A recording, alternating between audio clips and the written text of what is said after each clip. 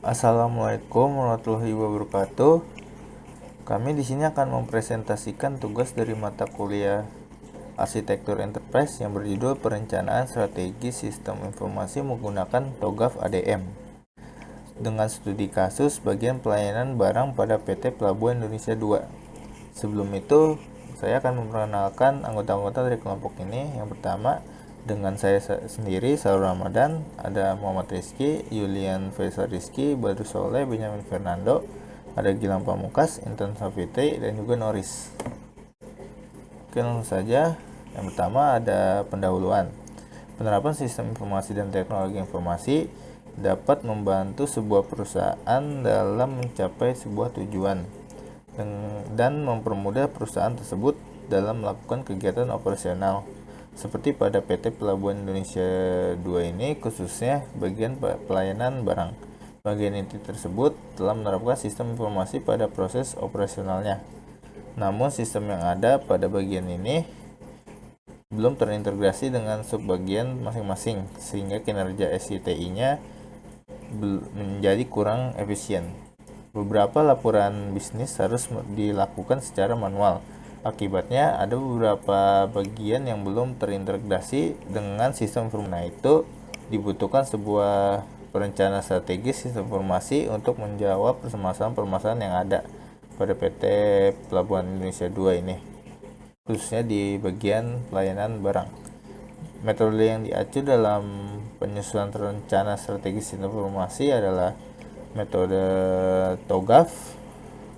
Penggunaan TOGAF ini pada perencanaan strategi sistem informasi pada PT Pelabuhan Indonesia 2 melihat dari kelebihannya, yaitu TOGAF menghindarkan dari kepanikan pada saat membuat arsitektur yang kompleks, sistematis, terdapat fungsi-fungsi baseline resource dan memberikan starting point untuk pembuatan arsitekturnya. Penjelasan selanjutnya akan dilanjutkan oleh teman saya. Selanjutnya ada pembahasan 2.1 Profil Perusahaan PT Pelabuhan Indonesia 2 Persero atau sering dikenal dengan Pelindo 2 adalah badan usaha milik negara yang bergerak di bidang logistik.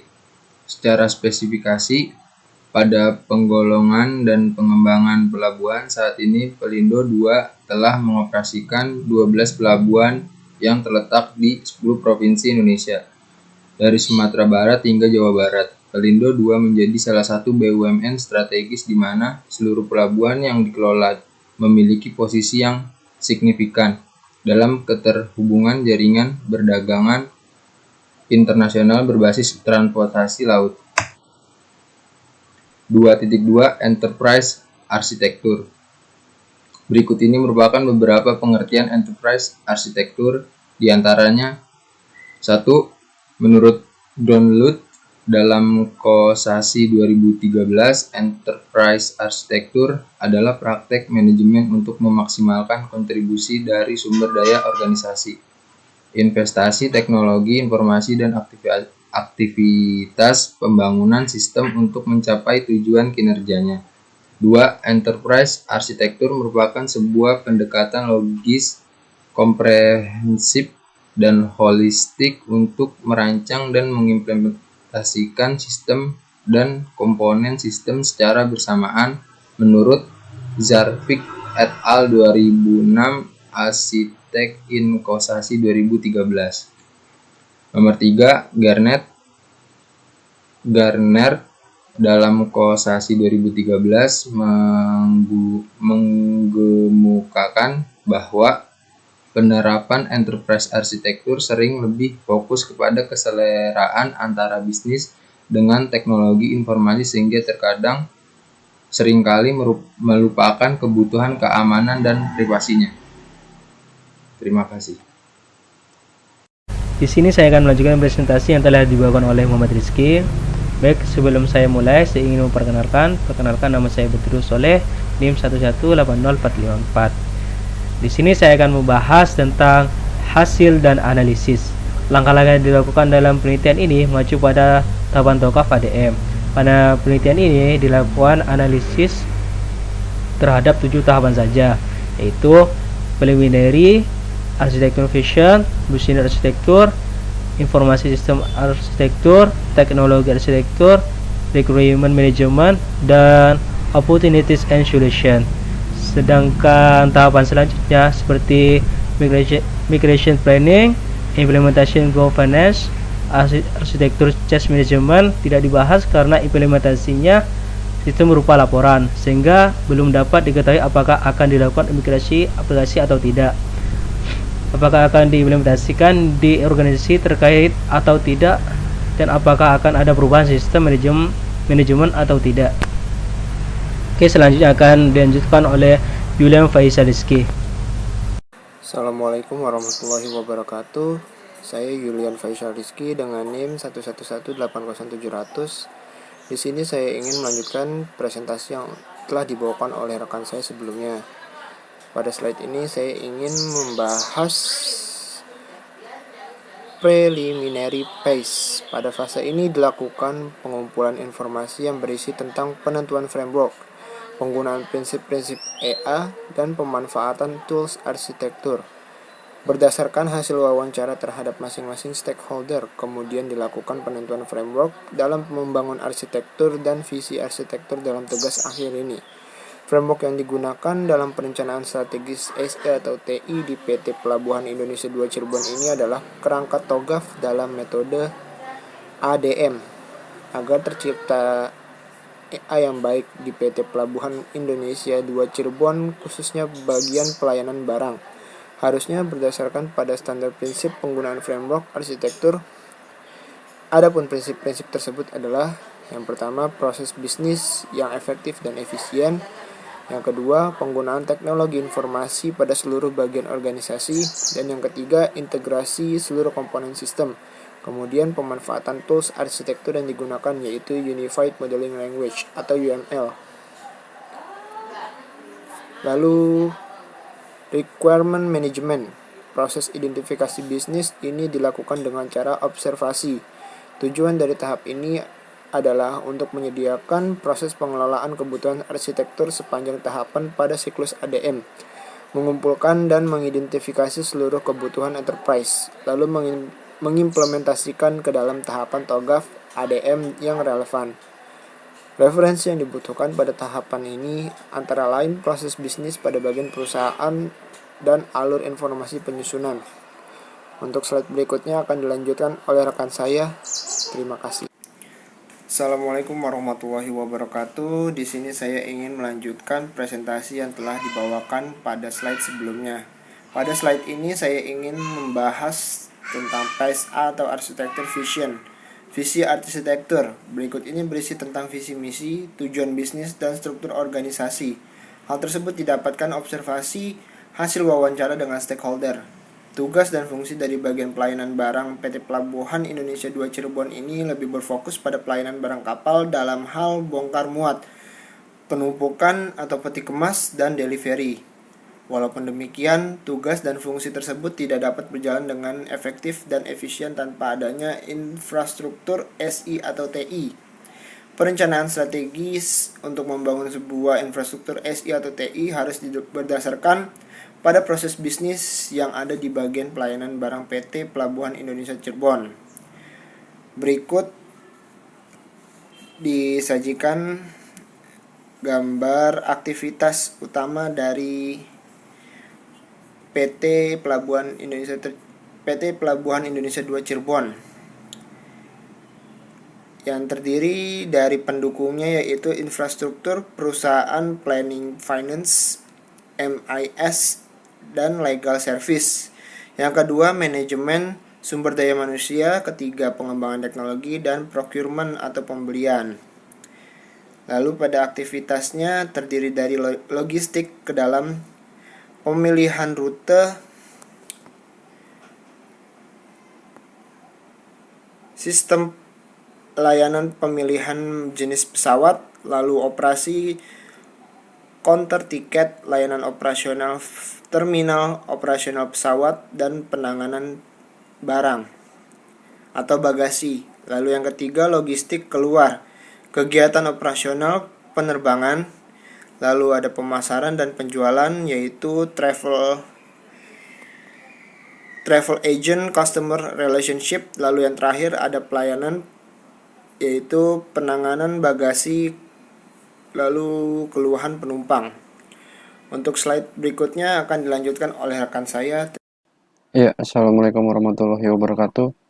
Nama saya Dagina Pamungkas.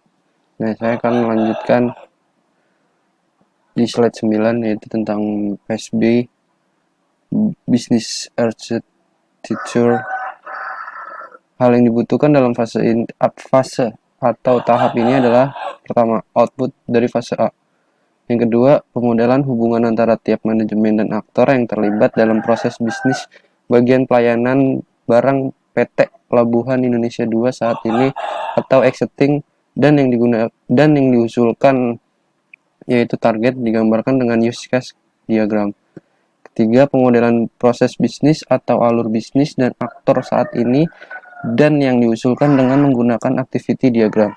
Yang keempat, pemodelan menggunakan skew diagram dalam mengetahui interaksi antara entitas dalam proses bisnis saat ini dan diusulkan penutupan gap analisis dalam proses bisnis saat ini dan yang diusulkan.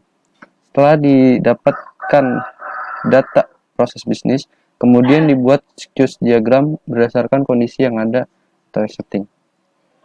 Nah, di sini contoh gambarnya, use case diagramnya. Selanjutnya akan dijelaskan oleh teman-teman. Assalamualaikum. 2.3.5 Phase C, Information System Architecture. Pada Phase Information System Architecture dibagi menjadi dua bagian, yaitu Data Architecture dan Application Architecture. Tidak terdapat perbedaan arsitektur data yang digunakan antara rancangan estetik maupun target. Hal ini dikarenakan tidak dilakukan penambahan dan pengurangan data namun mengubah fungsional data. Hanya perubahan wujud data dari yang semula manual, hand copy, menjadi otomatis soft copy. Perbedaan pada phase ini yaitu adanya usulan pengadaan sistem fungsi mandiri yang dapat membantu cabang dalam hal penyimpanan pelaporan. Perbedaan dengan sistem informasi terpusat. Sistem informasi mandiri memiliki database mandiri yang memudahkan cabang dalam menyimpan atau backup data laporan dan memudahkan dalam hal akses pelaporan.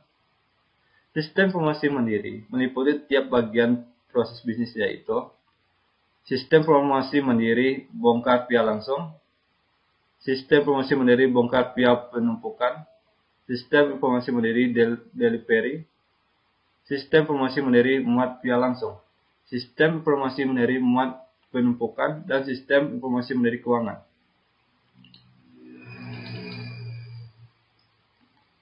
(2.3.6) Phase D, Teknologi Arsitektur.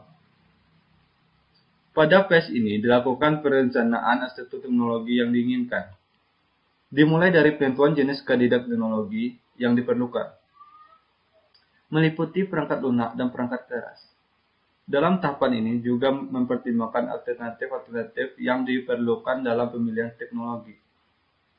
Pada saat ini, teknologi yang digunakan oleh PT Pelabuhan Indonesia 2 Cirebon adalah penggunaan perangkat keras hardware dengan spesifikasi yang hanya dapat mendukung kegiatan laporan sehari-hari, namun tidak mendukung untuk mengubah sebuah sistem informasi mandiri.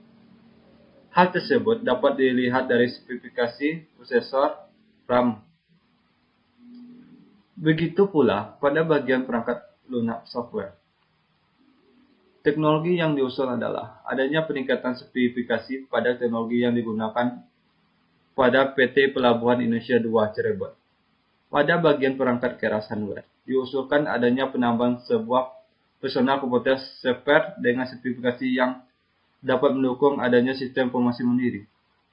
Pada bagian perangkat lunak software, diusulkan adanya penerapan sistem database mandiri, yaitu penggunaan database manajemen sistem MySQL. Baik, saya Intan Safitri. Di sini saya akan menjelaskan di bagian penutup, yaitu ada kesimpulan dan ada saran. Yang pertama, kesimpulan ini Pemodelan aktivitas kerja di PT Pelabuhan Indonesia dapat digambarkan pada model value chain.